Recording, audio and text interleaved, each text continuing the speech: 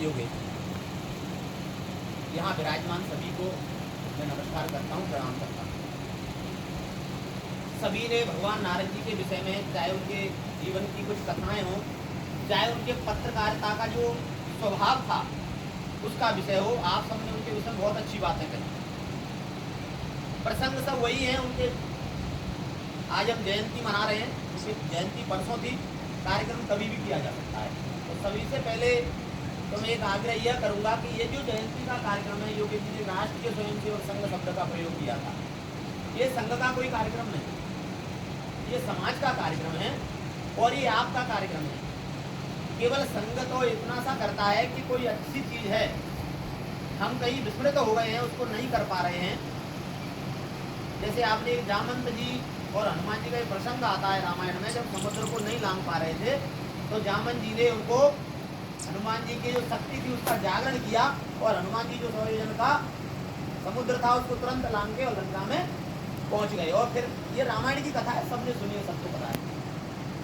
तो हमारा केवल इतना सा ही आग्रह कि ये नारद जी का चित्र यहाँ रख करके या नारद जी की प्रतिभा बनाना या नारद जी के कोई भी कार्यक्रम करना, उनकी जयंती पर एक कार्यक्रम का आयोजन करना हमारा उद्देश्य नहीं है। ये कुल मिला के आप ही को करना है। यह कार्यक्रम समिति जो उसमें नीचे उल्लेख है, एक आयोजन देवर्षि नारद जयंती समारोह आयोजन समिति सबलगढ़, तो ये समिति आपकी है, ये काम आपको करना है। आप जब तक अपने दायित्व का, इस दायित्व का निर्वहन नहीं करेंगे, अर्थात आप ये नारद जयंती का आयोजन नहीं करेंगे, तब तक कोई ना कोई तो करेगा। मैंने पहला शब्द यही कहा था, आप इस समय किनके प्रतिबिंब हैं? हमारे देवर्षि नारद जी, मुनि नारद जी के प्रतिबिंब हैं। आप ही आज के समय में चाहे अच्छे से किसी प्रकार को समाचार को प्रकाशित कर दें या उसको विपरीत छाप दें या अच्छा नेगेटिव या पॉजिटिव जैसा छापेंगे, छापने वाला कौन है? या ब्रजेश बोर्ड तो कभी छाप नहीं सकता। हाँ, यहाँ जो और अन्य बंधु कहीं ना कहीं बैठे हैं वो नहीं छाप सकते, छापना किसको पड़ेगा? तो आपका काम। अब आप उसको कैसे छापेंगे? इलेक्ट्रॉनिक मीडिया वाले हैं, आप उसको कैसा दिखाएंगे, ये आपके ऊपर, आपके स्वयं पर, आपके चैनल के ऊपर निर्भर करता है। हम वही आग्रह करेंगे आपसे हमेशा कि इस कार्यक्रम का आयोजन, पहला विषय में आयोजन के विषय में ही कर रहा हूँ, जो बातचीत कर रहा हूँ, इस कार्यक्रम का आयोजन अगले वर्ष से सबलगढ़ की एक समिति करे। उसमें क्या सहयोग करना है? धन का सहयोग करना है, हम करेंगे। यहाँ के बहुत सारे लोग हैं सबलगढ़ के अंदर, बड़ी जनसंख्या है, वो करेंगे। धन का सहयोग है वो करेंगे, और मन का सहयोग नहीं होगा तब तक तो तन और धन का हो ही नहीं सकता, तो वो भी करेंगे। क्योंकि हम तो लंबे समय से इसकी अपेक्षा करते हैं, आप भी लंबे समय से इसमें आ रहे हैं। तो मेरा आपसे करबद्ध निवेदन है, चाहे एक चित्र रखकर ही सही, किसी से अध्यक्षता करवाना है, ये भी आप ही तय करें। कौन इसमें विषय रखेगा वो भी आप ही तय करें। वो सबलगढ़ का व्यक्ति होगा, मुरैना से आएगा, दिल्ली से आएगा, भोपाल से आएगा, आपका कौन पत्रकार हो सकता है, कौन साहित्यकार हो सकता है, कौन लेखक हो सकता है, कौन कवि हो सकता है, उसका संपूर्ण समायोजन, जो संपूर्ण नियोजन है, कार्यक्रम का आयोजन है, वो आप करें तो आगे से बहुत अच्छा लगेगा। मेरा करबद्ध निवेदन है, आप इस मेरी बात को स्वीकार करेंगे क्या? ये आपकी मर्जी है, मैं तो केवल आग्रह कर रहा हूँ। आप लेखक हैं, आप पत्रकार हैं, आप सृजनकार हैं, जो आप करेंगे वो सब अच्छा ही करेंगे। अब आपके ऊपर है आप कैसे करेंगे। हम हर स्थिति में सहयोग करेंगे। तो आगे एक समिति का आप भी अपना कोई भी तय करो। जो एक विषय भी बीच में आया था कि 40 से 50 पत्रकार हैं, कहीं ना कहीं उनमें एक समूह है, कहीं समूह नहीं है, ये विचारों का खेल है। तो क्यों नहीं इस देवर्षि नारद जी के जयंती के उपलक्ष्य में आप उस विचार को त्याग करके एक नया सा एक आयोजन समिति बनाएं। उसका नाम देवर्षि नारद जयंती आयोजन समिति हो सकता है। उसमें साहित्यकार हो सकते हैं, पत्रकार हो सकते हैं, लेखक हो सकते हैं, कवि हो सकते हैं। आप किनको उसमें शामिल कर सकते हैं, आप तय करें।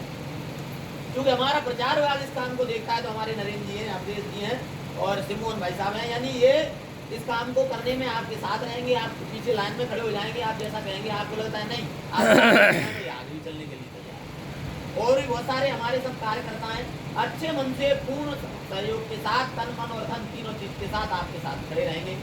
मैं तो आग्रह ही कर सकता हूँ कि आप एक नारद जयंती आयोजन समिति बनाएं और वो जो एक कार्यक्रम है नारद जयंती के माध्यम से ही सही। किसी ने अभी बताया था कि अपन 3-4 साल से बोल रहे हैं क्यों ना एक जगह होनी चाहिए, क्यों ना मूर्ति होना चाहिए। तो उनकी देवर्षि नारद जी की प्रतिमा का स्थापन भी आप ही करेंगे। किसी को भी बुलाया जा सकता है, कहाँ करेंगे ये भी आप तय करेंगे। हाँ, अगर जाना है जैसे हम लोगों की आदत रहती है, संघ वालों की रोटी भी मांग लाते हैं हम लोग, तो उसके लिए यदि धन की आवश्यकता पड़ी हो तो हम अपनी झोली फैला के मांगने के लिए आपके साथ चलेंगे, हम आगे खड़े हो जाएंगे आपसे मांगने के लिए। तो ये कार्यक्रम यदि निवेदन है आप अगले वर्ष से इस नारद जयंती के आयोजन को, पुनः मैंने 3 बार इस शब्द को दोहरा दिया, तो आप इस कार्यक्रम को आगे से करेंगे, ऐसा मेरा सभी से निवेदन है। दूसरा, नारद जी की पत्रकारिता के विषय में तो यहाँ पर सारे सबलगढ़ के प्रसिद्ध बंधु बैठे हुए हैं, चाहे पत्रकारों का विषय रहा हो, चाहे साहित्यकारों का विषय रहा हो, आप सबने उनके जीवन पर बहुत सारी बातें, डॉक्टर साहब ने एक बड़ा प्रसंग कथा के माध्यम से भी आप सबको सुनाया। तो यानी देवर्षि नारद जी की पत्रकारिता वो तो पुराना माने आप, हम चुनौती नहीं दे सकते, यानी उनकी पत्रकारिता जो थी वो आज के समय में मतलब कठिन है, किंतु ये समय है, उन्होंने द्वापर त्रेता सतयुग में पत्रकारिता की, ये कलयुग का समय है, आपके सामने बहुत सारी चुनौतियां हैं, आपके सामने कई प्रकार के संकट खड़े हो जाते हैं, अर्थ भी है, जीवन उपार्जन भी है, उसकी भी व्यवस्था है, तो यानी सारी चीजें हैं वो आपको करनी है, उनको करते करते ही आपको पत्रकारिता करनी है। कोई समूह है उसके साथ भी चलना है, कहीं कोई समाचार मतलब ऐसा भी होता है जिसको नहीं छापना है तो आप उसको झिझक भी जाते हो, कहीं कोई छापना होता है उसको, तो मेरा एक विषय इस पर यही है, एक निवेदन ये है कि आप स्वतंत्र हैं, किंतु एक ऐसा समाचार जिसको पॉजिटिव हम बोलते हैं, कृपया वो समाचार छुपे नहीं, वो जल्दी आता है। कोई अच्छा व्यक्ति यदि ईमानदारी से कोई काम कर रहा है, कहीं किसी ने कोई उद्यान खड़ा कर दिया, कहीं किसी ने कोई बगीचा खड़ा कर दिया, कहीं किसी ने सड़क के यातायात के नियमों के पालन के लिए कुछ कर दिया, कहीं किसी ने अच्छा विद्यालय चला दिया, कोई ईमानदार अफसर आ गया, उसका समाचार कम प्रकाशित होता है। तो आप सबसे मेरा दूसरा निवेदन ये है कि अच्छे समाचारों को आप प्रकाशित करें। मैंने फिर वही बात कहता हूँ, आप स्वतंत्र हैं, मेरा निवेदन है, आप स्वीकार करेंगे तो अच्छा रहेगा, नहीं स्वीकार करेंगे तो आपकी मर्जी है, मैं केवल निवेदन ही कर सकता हूँ। तो यानी बहुत सारी ऐसी बातें कहने को और करने को जो आपके माध्यम से ही हो सकती हैं, कोई राजनेता नहीं कर सकता। भाई साहब ने कहा था सबलगढ़ जिले का प्रसंग बड़े समय से उठाते जा रहे हैं, 2009 से ये प्रकरण चल रहा है, मुझे जहाँ तक ध्यान है, तो यानी ये तो चलता रहेगा जब तक नहीं बनेगा। और चलाना किसको है? मैं घर में बैठ के अपनी टीवी के सामने, एलईडी के सामने, कूलर एसी फ्रिज में सबलगढ़ जिला बनाने का चिंतन करता रहूं, उससे कुछ नहीं होना है। मैं जो सोच रहा हूँ वो आप तक बात पहुंचे तो आप प्रचारित कौन करेगा?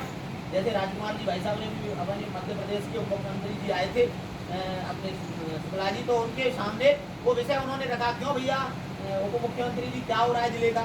तो इस प्रकार से यदि समय समय पर आप उनको कहीं ना कहीं अपनी स्थानीय भाषा में पहुंचना अपन कह देंगे, उनको थोड़ी उंगली सी करते रहेंगे तो शायद उनके ध्यान में वो विषय भी आ जाए, एक दिन अपना सबलगढ़ जिला भी बन जाए। पर बात कहाँ आती है? देवर्षि नारद जी के अनुयायियों पर, देवर्षि नारद जी के प्रतिबिंबों पर ही वही आती है।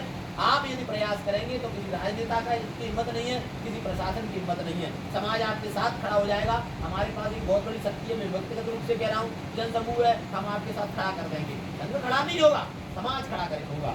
बहुत समय से इस विषय पर आंदोलन भी हुए सबलगढ़ में समय समय पर, लेकिन आपको अग्रसर बनना पड़ेगा। आपको उसके विषय में एक मत होकर के नारद जयंती आयोजन समिति के नेतृत्व में आप सबको संगठित होकर के, मैं नहीं फिर भी ये नहीं कह रहा हूँ कि नारद जयंती आयोजन समिति आपकी जो समिति है, आप जैसा ठीक समझे, उसके नेतृत्व में इस जिले को बनाने के लिए सारे विषयों को बुला करके हम एक होकर इसमें प्रयास करेंगे तो निश्चित है कि ये सबलगढ़ जिला, कौन कह रहा नहीं, बहुत सारे जिले बन गए, तो ऐसे सबलगढ़ भी मध्य प्रदेश का एक जिला बन सकता है।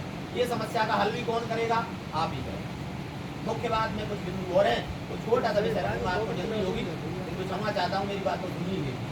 तो कुछ 4-5 विषय हैं इस समय जिनको लेकर के समाज के अंदर काम करने की आवश्यकता है, चाहे वो समाज का व्यक्ति हो, समाज का पत्रकार हो, राजनेता हो, साहित्यकार हो, कवि हो, आम व्यक्ति हो या कोई अधिकारी हो, क्या कोई भी हो सकता है, महिला हो या कोई। इनको बोलते हैं पंच परिवर्तन, यानी 5 काम ऐसे हैं जिन कामों को करने के साथ साथ हम अपने संपूर्ण राष्ट्र का, अपने सबलगढ़ का, अपने मध्य प्रदेश का, अपने भारत का कहीं न कहीं विकास करने में व्यक्तिगत रूप से हम अपना योगदान दे सकते हैं। तो उनमें एक काम है कुटुंब। आज के समय में क्या हो रहा है, जो परिवार हैं लगातार छोटे होते जा रहे हैं। कैसे परिवार होते जा रहे हैं? एकल।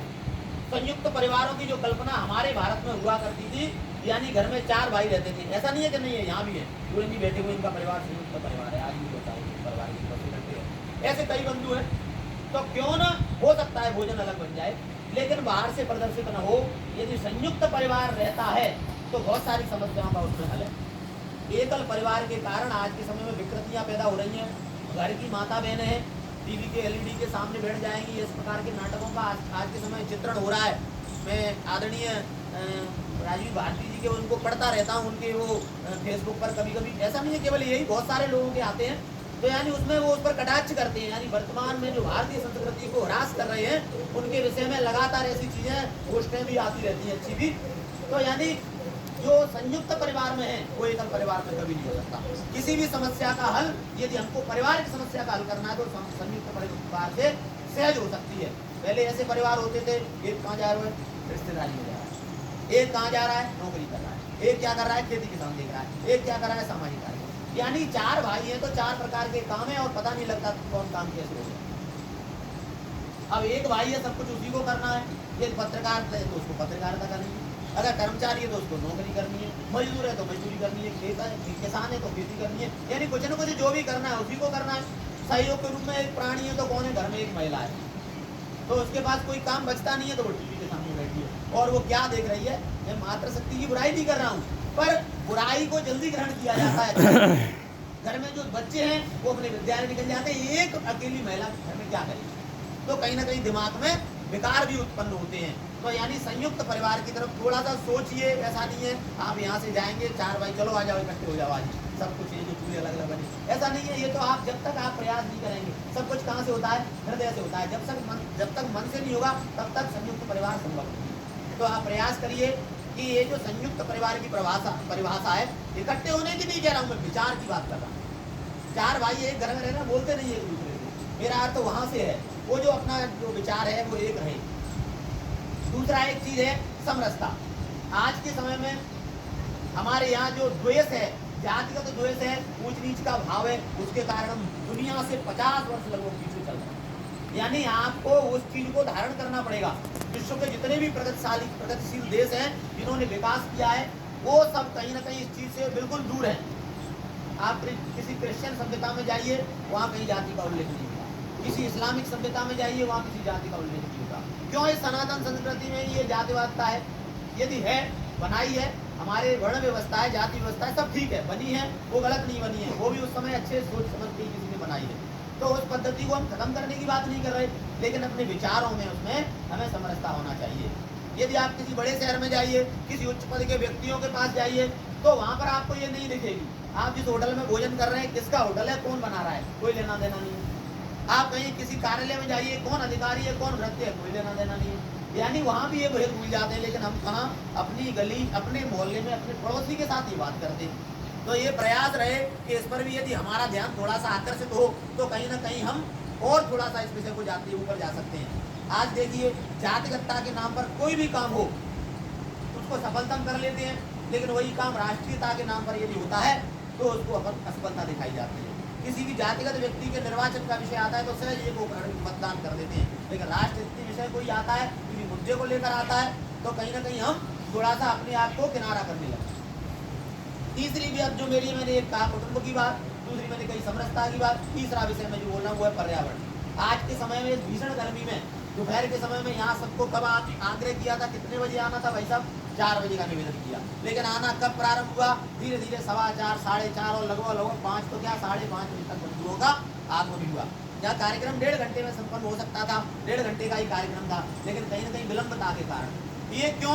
आप अपने घर की एसी से नहीं निकल रहे थे, आप अपने घर के कूलर से नहीं निकल रहे थे, आप पंखे से नहीं निकल रहे थे, हो सकता है कोई और भी काम हो वहाँ पर, किंतु मुख्य कारण मुझे लगता है कहीं ना कहीं गर्मी, अभी कोई नहीं आया होगा। तो ये इसका कारण भी कहीं ना कहीं हमें